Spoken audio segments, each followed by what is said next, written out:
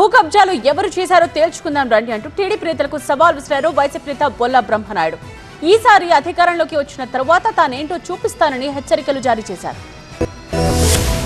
గండిపేట భూ కబ్జా కేసులో అరెస్ట్ అయి బెయిల్పై విడుదలైన వైసీపీ మాజీ ఎమ్మెల్యే బొల్లా బ్రహ్మనాయుడు రాజకీయ ప్రత్యర్థులకు హెచ్చరికలు చేశారు. గతంలో ఎమ్మెల్యేగా చేసినటువంటి పరిస్థితి పూర్తిగా భిన్నంగా ఉంటది రేపు చేసిపోయేది అని.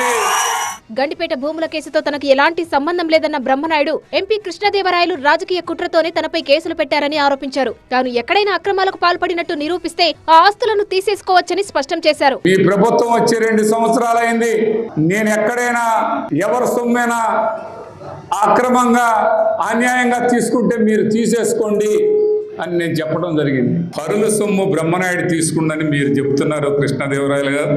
నా ప్రాణం పోయినా మీ కాడికి వచ్చి తల వంచే ప్రశ్నే లేదని ఈ సందర్భంగా నకిలీ జీవోలతో గండిపేటలోని సర్వే నెంబర్ 18లో భూ కబ్జాకు ప్రయత్నించారన్న కేసులో బొల్లా బ్రహ్మనాయుడిని అరెస్టు చేశారు హైదరాబాద్ పోలీసులు. అయితే కోర్టు బెయిల్ మంజూరు చేయడంతో విడుదలయ్యారు.